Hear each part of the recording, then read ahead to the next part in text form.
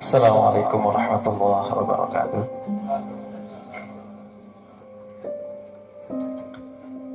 Bismillahirrahmanirrahim. Wassalatu wassalamu ala rasulillah wa ala alihi wa ashabihi wa man tabi'a hudah.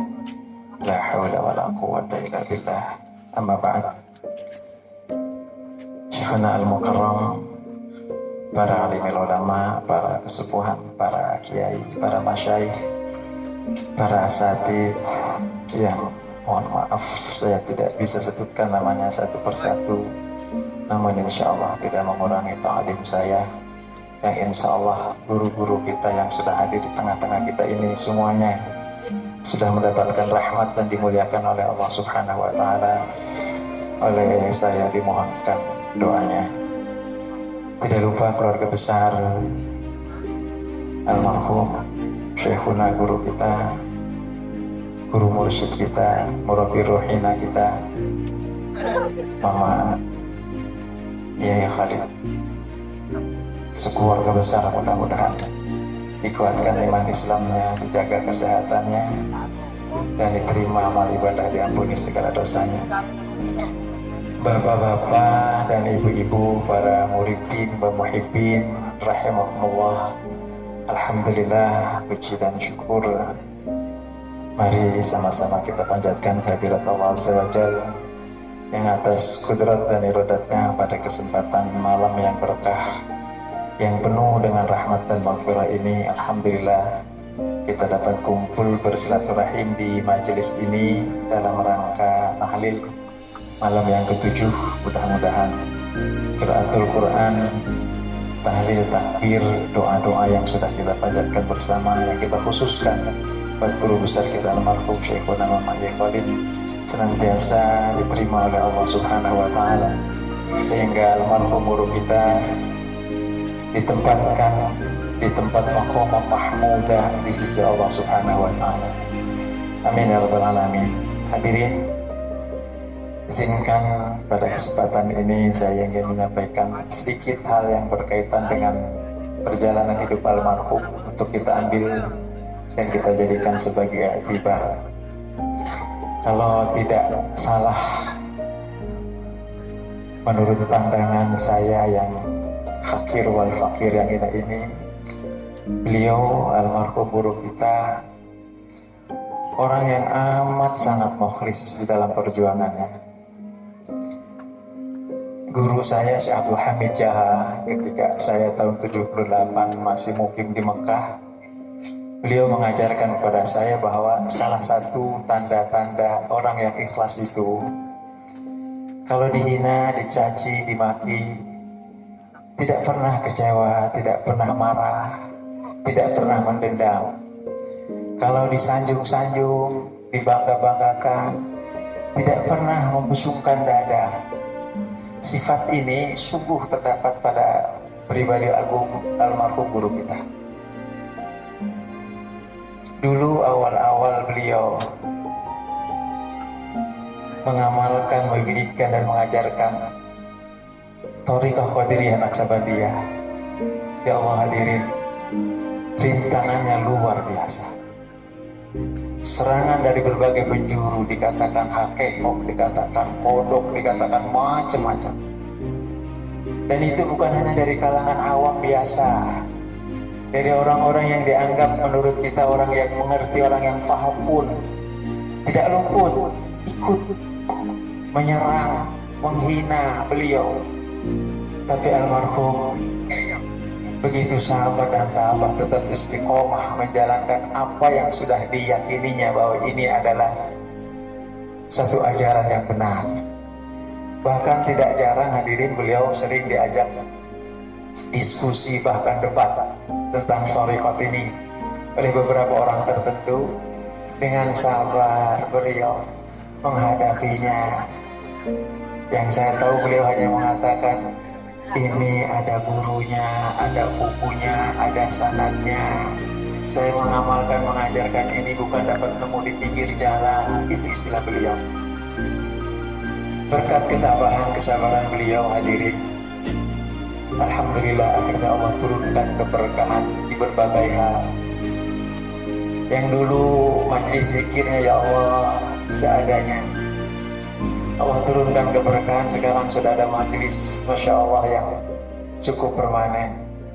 Dulu musolanya seadanya, sekarang Alhamdulillah Allah turunkan keberkahan seperti yang kita lihat. Musola Masya Allah yang Insya Allah itu tempat yang suci yang mulia, keberkahan di mana-mana. Apa lantas beliau sombong? Tidak, hadirin. Beliau hanya mengatakan hadza min fadli rabbi, ini semua anugerah karunia dari Allah Subhanahu wa taala.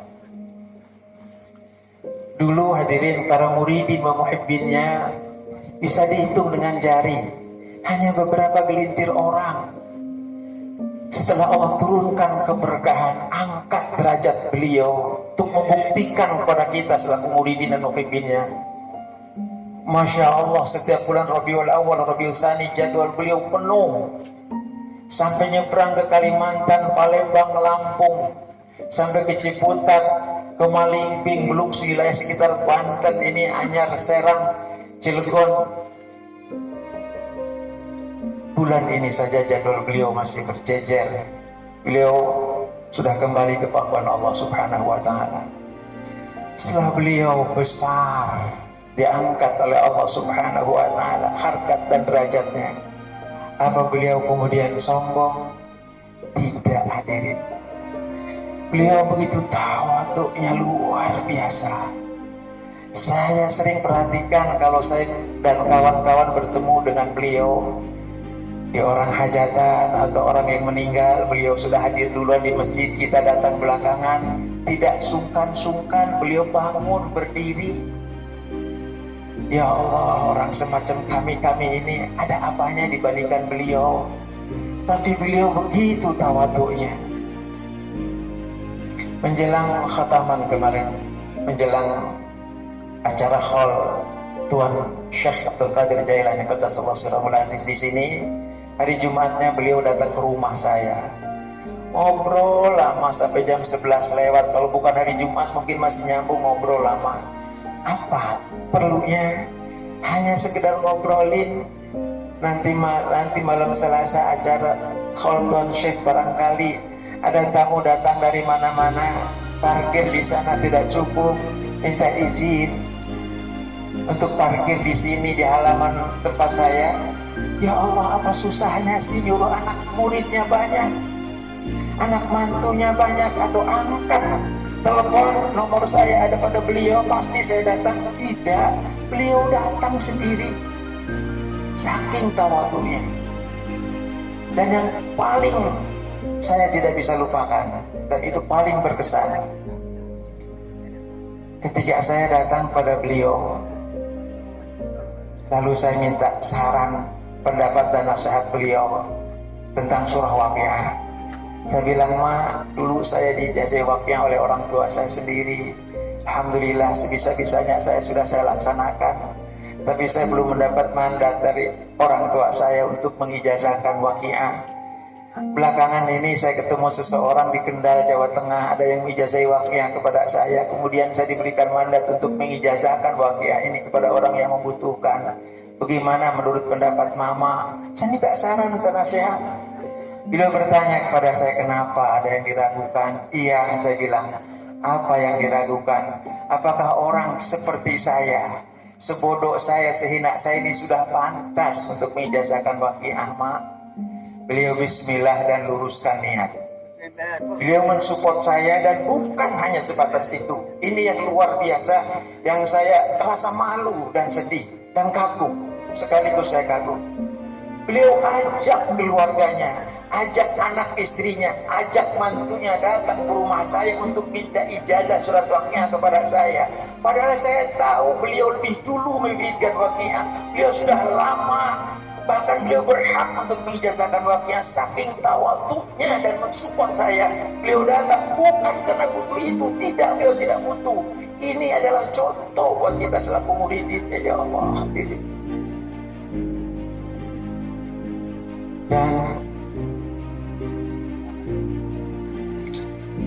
beliau pernah ngomong sama keluarganya, termasuk putranya Akhir Al-Kiram Haji Dimyati, bahwa beliau ingin wafat seperti wafatnya Tuan Syekh Abdul Qadir Jailani Qaddasallahu Sirrul Aziz.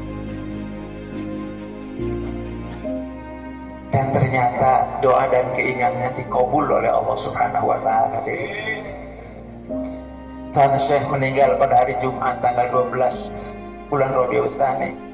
Beliau guru kita persis wafat di hari, di tanggal dan di bulan yang sama. Kenapa beliau menginginkan wafat seperti wafatnya Tuan Syekh Abdul Qadir Jailani? Apakah beliau merasa sudah besar? Saya kira ini bukan tipikal beliau. Beliau bukan orang yang sombong. Mungkin dugaan saya, mudah-mudahan saya tidak keliru. Beliau menginginkan wafat seperti wafatnya Tuan Syekh Abdul Qadir Jailani untuk membuktikan kepada kita selaku murid dan mukminnya bahwa apa yang beliau amalkan, apa yang beliau ajarkan kepada kita sanadnya nyambung kepada Tuan Syekh Abdul Qadir Jailani.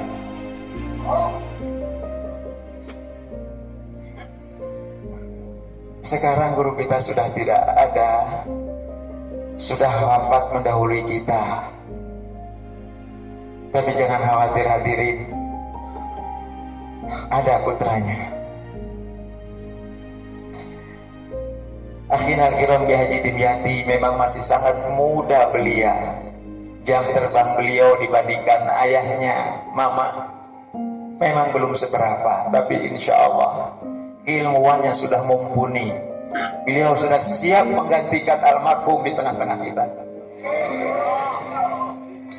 Kita doakan, kita dukung khotaman yang setiap malam Selasa awal jangan sampai kosong, harus bertambah. Ada putranya yang meneruskan.